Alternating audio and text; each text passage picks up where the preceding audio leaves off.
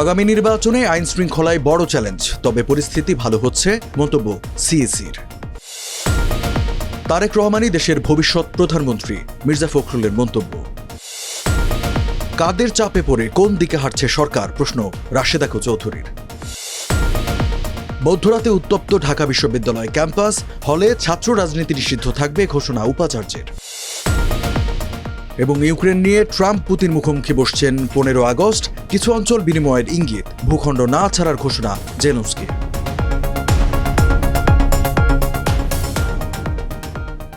আমন্ত্রণ TVS news of the ডেতে, সাথে আছে রঞ্জু ইফতেখার। এতক্ষণ দেখছিলেন সংবাদ শিরোনাম, এবারে জানাবো বিস্তারিত। আগামী জাতীয় সংসদ নির্বাচনে আইন শৃঙ্খলা ঠিক রাখা বড় চ্যালেঞ্জ হবে বলে মনে করেন প্রধান নির্বাচন কমিশনার এএমএম নাসির উদ্দিন। তবে তিনি আশা প্রকাশ করে বলেছেন, আইন শৃঙ্খলা পরিস্থিতি ধীরে ধীরে ভালো হচ্ছে, নির্বাচনের সময় আরও ভালো হবে।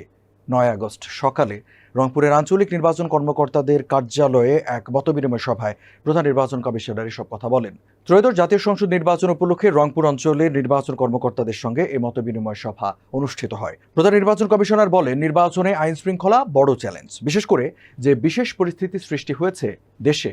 তারপরও আমি বলবো, গত বছরের জুলাই আগস্টের পর আইন শৃঙ্খলার অনেক উন্নতি হয়েছে। আমরা ঘুমাতে পারছি, আমাদের পুলিশ ভাইয়েরা ঘুমাতে পারছেন না, তারা সেবা দিয়ে যাচ্ছেন।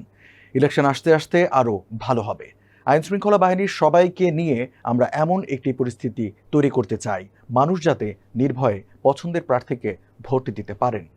বিএনপির ভারপ্রাপ্ত চেয়ারম্যান তারেক রহমানকে দেশের ভবিষ্যৎ প্রধানমন্ত্রী বলে উল্লেখ করেছেন দলের মহাসচিব মির্জা ফখরুল ইসলাম আলমগীর। 9 আগস্ট রাজধানীর কাকরাইলের Wills Little Flower school and college মিলনায়তনে বিএনপির চিকিৎসক সংগঠন ডক্টরস অ্যাসোসিয়েশন অফ বাংলাদেশের জাতীয় কাউন্সিলে তিনি এই মন্তব্য করেন। মির্জা ফখরুল বলেন, আজকে আমাদের ভারপ্রাপ্ত চেয়ারম্যান শুধু নয়, আমাদের ভবিষ্যৎ নেতা, ভবিষ্যৎ কাণ্ডারি, ভবিষ্যতে আমাদের প্রধানমন্ত্রী আজকে এখানে বসে আছেন।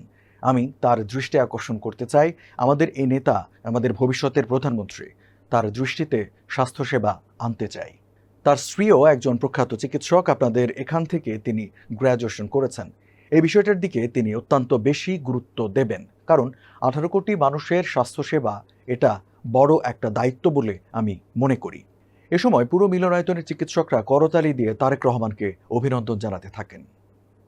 রাজনীতিতে নারীর অংশগ্রহণ ও ক্ষমতায়নের প্রশ্নে বাংলাদেশ কোন পথে হাঁটছে, পেছনে হাঁটছে কি না, এমন প্রশ্ন তুলেছেন সাবেক তত্ত্বাবধায়ক সরকারের উপদেষ্টা ও গণস্বাক্ষরতা অভিযানের নির্বাহী পরিচালক রাশেদা চৌধুরী। তিনি বলেন, চাপ সৃষ্টি করতে বলা হচ্ছে আমাদের, তাহলে কাদের চাপে পড়ে কোন দিকে হাঁটছে এই সরকার?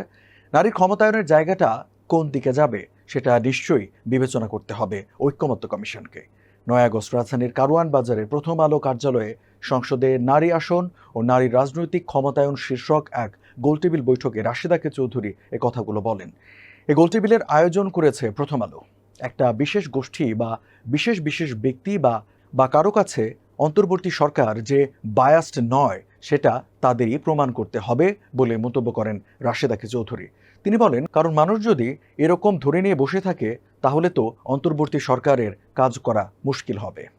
ঢাকা বিশ্ববিদ্যালয়ের আবাসিক হলে ছাত্র রাজনীতি নিষিদ্ধের সিদ্ধান্ত বহাল থাকবে বলে ঘোষণা দিয়েছেন বিশ্ববিদ্যালয়ের উপাচার্য অধ্যাপক ডক্টর নিয়াজ আহমেদ খান।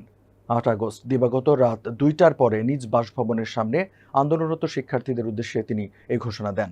উপাচার্য বলেন, 2024 সালের 17 জুলাই হলে ছাত্র রাজনীতি নিষিদ্ধ করার যে সিদ্ধান্ত নেওয়া হয়েছিল তা বহাল থাকবে। প্রতিটি হল প্রশাসন এই নীতিমালার আলোকে প্রয়োজনীয় ব্যবস্থা নেবে। পাশাপাশি ছাত্র দলের সদস্য ঘোষিত হলে কমিটি নিয়ে সংগঠনের নেতাদের সঙ্গে আলোচনা করার আশ্বাসও দেন তিনি। তবে উপাচার্যের এই বক্তব্য আন্দোলনরত শিক্ষার্থীরা প্রত্যাখ্যান করেন। তারা হলে ছাত্র রাজনীতির সম্পূর্ণ অবসান দাবি করে 6 দফা দাবি পেশ করেন। এর আগে 8 আগস্ট দুপুরে ঢাবি শাখা ছাত্র দলের বিভিন্ন হল ইউনিটে আহ্বায়ক কমিটি ঘোষণার পর ক্যাম্পাসে উত্তেজনা ছড়িয়ে পড়ে। হল পর্যায়ে রাজনীতি নিষিদ্ধ থাকা সত্ত্বেও প্রকাশ্যে কমিটি ঘোষণায় শিক্ষার্থীদের মধ্যে ক্ষোভ দেখা দেয়। প্রথমে রোকেয়া হলের শিক্ষার্থীরা আন্দোলন শুরু করেন, পরে তা অন্যান্য হলে ছড়িয়ে পড়ে। রাত 12টার পর বিভিন্ন হলের শিক্ষার্থীরা টিএসসি রাজু ভাস্কর্যের সামনে জড়ো হয়ে স্লোগান দেন। সেখান থেকে তারা উপাচার্যের বাসভবনের সামনে অবস্থান নেন। যুক্তরাষ্ট্রের প্রেসিডেন্ট ডোনাল্ড ট্রাম্প ও রাশিয়ার প্রেসিডেন্ট ভ্লাদিমির পুতিন ইউক্রেন যুদ্ধ বিষয়ে আলোচনার জন্য আগামী 15 আগস্ট আলাস্কায় বৈঠকে বসতে যাচ্ছেন। ডোনাল্ড ট্রাম্প নিজেই সামাজিক যোগাযোগ মাধ্যমে এই ঘোষণা দিয়েছেন। পরে ক্রেমলিন থেকেও তা নিশ্চিত করা হয়েছে বলে জানিয়েছে বিবিসি। ক্রেমলিনের মুখপাত্র বলেছেন, দ্বিতীয় সম্ভাব্য শীর্ষ বৈঠকের জন্য ট্রাম্পকে রাশিয়ায় আমন্ত্রণ জানানো হয়েছে, তবে ইউক্রেন থেকে তাৎক্ষণিক কোনো প্রতিক্রিয়া পাওয়া যায়নি। ইউক্রেনকে কিছু অঞ্চল ছেড়ে দিতে হতে পারে ট্রাম্পের এমন ইঙ্গিত দেওয়ার পরপরই দুটি নেতার বৈঠকের ঘোষণা এসেছে।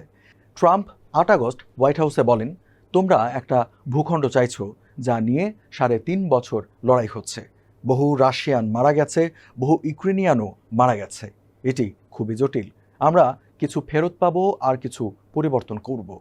উভয়ের ভালোর জন্যই কিছু অঞ্চল বিনিময় হবে। তবে এই প্রস্তাবনা নিয়ে বিস্তারিত আর কিছু তিনি বলেননি। এদিকে ভূখণ্ড ছাড়ার প্রতিক্রিয়ায় ইউক্রেনের প্রেসিডেন্ট ভলোদিমির জেলেনস্কি বলেছেন, তারা কোনোভাবেই ভূখণ্ড ছাড়বে না। দর্শক, এই ছিল আজকে টিভিএস নিউজ অব দ্য ডেতে। এতক্ষণ সাথে থাকার জন্য ধন্যবাদ সবাইকে।